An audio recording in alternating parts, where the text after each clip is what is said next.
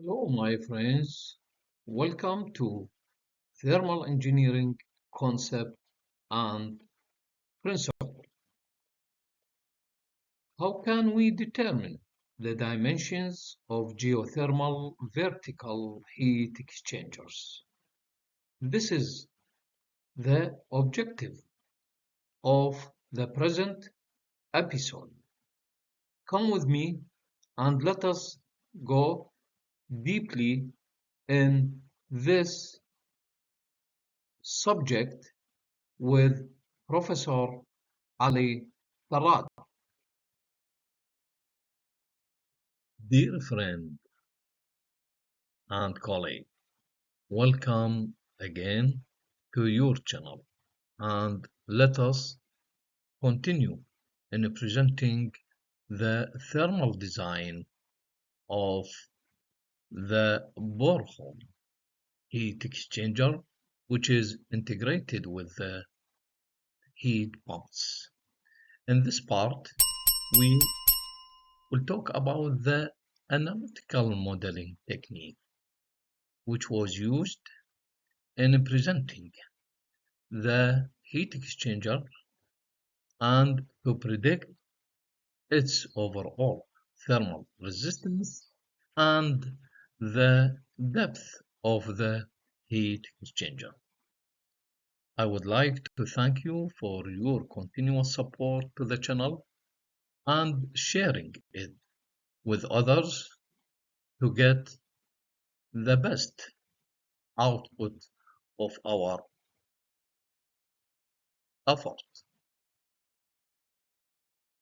The main objectives of the present episode can be summarized in the thermal design of a single U-tube heat exchanger modeling, which will be described through this video, and how can we use the present model for the double U-tube heat exchanger, and finally we will go to the closure of the present episode. The borehole depth estimation for a single U-tube. For this illustration, where we have a single U-tube with a physical dimensions, outside diameter, S sub P, which represents the distance between the two centers of the legs of the U-tube, D sub B, which represents the diameter of the borehole.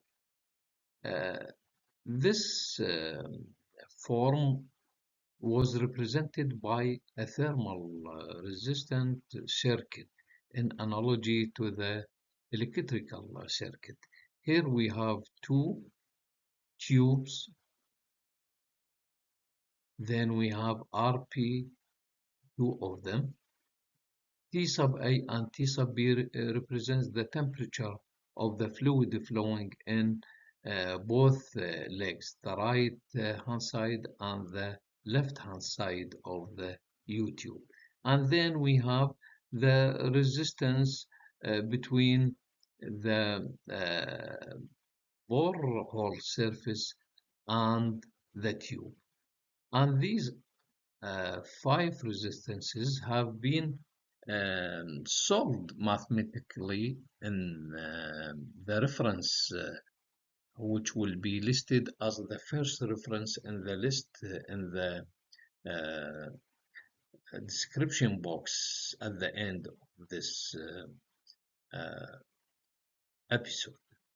So we have employed the shape factor of the centric tube, and this form of equation can be found in the textbooks of heat transfer, such as Holman heat transfer, and even in the reference of this analysis you may find this equation, and then the resistance of an offset tube is 1 divided by S sub F K sub G, where K sub G represents the thermal conductivity of the grouting material. The solution for the mathematical equations for these resistances have produced a thermal resistance between U-tube wall and the borehole boundary as R sub F equal R sub of divided by sigma. And we have obtained R sub B, which represents the thermal resistance of the borehole, equal R sub P, which represents the thermal resistance of the pipe, plus R sub F divided by 2 sigma. And the analytical solution for the thermal resistance circuit, we have assumed that T sub A equal T sub B with and it is equal to constant. T sub A, it means the temperature of the fluid in one leg, and T sub B, the temperature of the fluid in the other leg of the U-tube. Sigma, which represents the obstruction factor, have been derived in the reference, which will be assigned as the first reference in the list, which can be found in the description box. And sigma represents the obstruction factor, and its value can be obtained from that the heat transfer obstruction, which is transferred from one tube leg to the boundary of the grouting material, in a form that there is a sort of divergence for the heat transfer, and then that will leave an envelope surface area not exposed to the heat transfer process between the first leg and the boundary. And similarly, we have the same thing for the left-hand side leg of the tube with the boundary. Then sigma usually is greater than 0 and less or equal to 1. Sigma usually will end to a value which equal to unity when there is no obstruction object, since the thermal beam divergence angle alpha, as shown in the illustration, tend to 0. Therefore, usually we have sigma is greater than 0 and equal or less to 1. You may find the reference for this analysis at the end of the this video in the description box. To analyze the borehole with a double U-tubes, let us consider that we have this arrangement of a double U-tube heat exchanger with design specifications S sub P, D node, and D sub B for the borehole, and it is surrounded by the soil. So how can we deal with the double U-tube and to model it and analyze it to get a final form of equation where we can use to predict its depth? Let us go back to the same assumptions which we have used previously, where we can consider the grout material volume is the same for both the original design and the equivalent design. And let us assume that we have W tube they are identical and similar in their dimensions, such as the length and the diameter. So we can consider the inlet part, which is shown in the green uh, color, or even the exit part, which is shown in the blue part. If we consider the inlet part, then the volume of the groove should be constant and fixed for both geometries, which leads to d equivalent equal to square root of 2 times d naught, which is the same form which we have obtained throughout our discussions for the design of a single YouTube. Now, let us transform this geometry to equivalent one as shown in this figure. Then we have the inlet part, which is represented by the green, and the exit part, which is represented by the blue. And generally, for the previous episodes where we have used uh, uh, the similarity and analogy between the thermal resistances and the electrical circuit resistances as shown in this figure, and we have derived the borehole thermal resistance, and you may find a full description of the present analysis in this reference, where could be found in the list at the bottom of this video in the description box, which is represented as the first reference in the list. And we have here 5 thermal resistances. For 2 of them are for the pipe, which are identical and similar and equal. And then we have the thermal resistance between the surface of the tube and the grout material.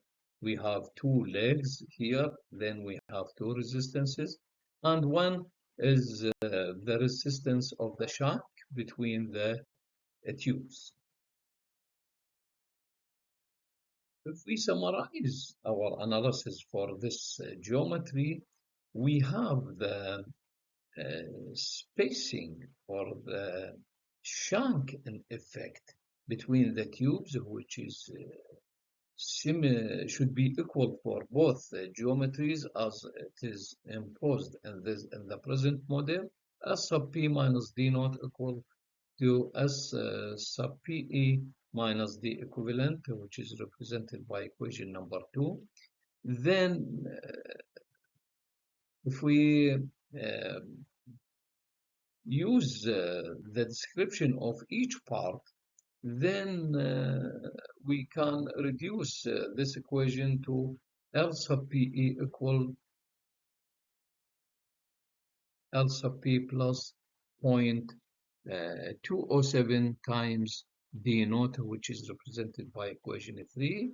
And then we have the shape factor for a centric tube in a cylinder, as shown previously in previous models as well.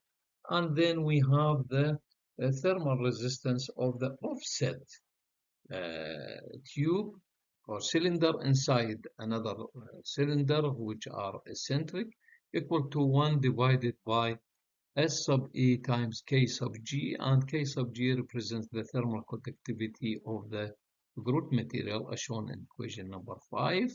Then we will have the general form, which is represented by equation number 6, as has been derived from the mathematical solution for the series for the circuit of these resistances as shown previously as well, but you may find the full analysis in the present reference, which would be listed in the bottom of this video. Then we have R sub F equivalent equal R offset divided by sigma, and sigma represents the obstruction factor as has been um, derived previously. Of course, this analysis of the W tube depends on two ideas. The first one is to derive an equivalent diameter, and the second one is to represent the derived or equivalent geometry by using the thermal resistance circuits to find the value of R sub B. The total resistance. We have found that for the geometry, original one, which has been transformed into another geometry equivalent one, that we have the green side represents the inlet and the blue represents the outlet. And this in this analysis, we have assumed that we have a direct contact heat exchanger dx, then and we will analyze the model for a case where we have a condenser heat exchanger, geothermal heat exchanger. Then the fluid inlet is a vapor condensed and leaves as a refrigerant condensate. This is the dx condenser, and R sub B is equal to summation of two resistances. The first one represents the filling or the grout resistance, and the second is the pipe resistance. The pipe resistance, as we explained that before, it composes of two parts. The first one is the convection part, which is related to the condensation of refrigerant inside the tube, and the second part is the conduction through the tube wall. And the total resistance usually should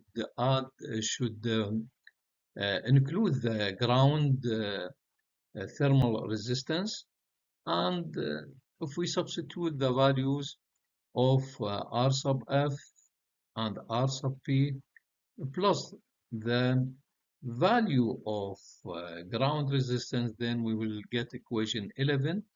And previously we have described that under steady state conditions, which can be achieved after 1 year of operation for the heat exchanger, as it has been proved by other investigators, then the R ground equal 0.053 meter Kelvin per watt, where the thermal conductivity of soil equal to 2.42 watt per meter Kelvin. We have the heat loading, which is equal to delta T mean divided by R total, and the units will be watt per meter, and delta T mean represents the temperature difference, mean temperature difference between the condensate or the refrigerant inside the tube and the soil. And from this equation we can get the H4, which here it's meant to be the depth of the tube itself, equal Q condensation divided by small q heat loading, and the Q condensation can be calculated from a direct multiplication of mass flow rate of, for example, Freon R410A times the latent heat of the refrigerant. And from this arrangement, we may get the final results of the design for the W tube heat exchanger. Dear friends and colleagues, we have arrived to the final part of our video for the present episode, that is the closure. We passed through the analytical modeling of the single U-tube heat exchanger, geothermal type, and then we passed through the double YouTube heat exchanger and how can we predict its final thermal resistance and its depth, of course. There are some valuable resources presented in the description box below this video in a link, and these resources or references are presented in a PDF form. Thank you for watching and listening and spending your time during this episode. And if you found that the content of the present video are useful to you, please share it with others, and I will see you in the next episode to take an practical application of the present model. Bye-bye.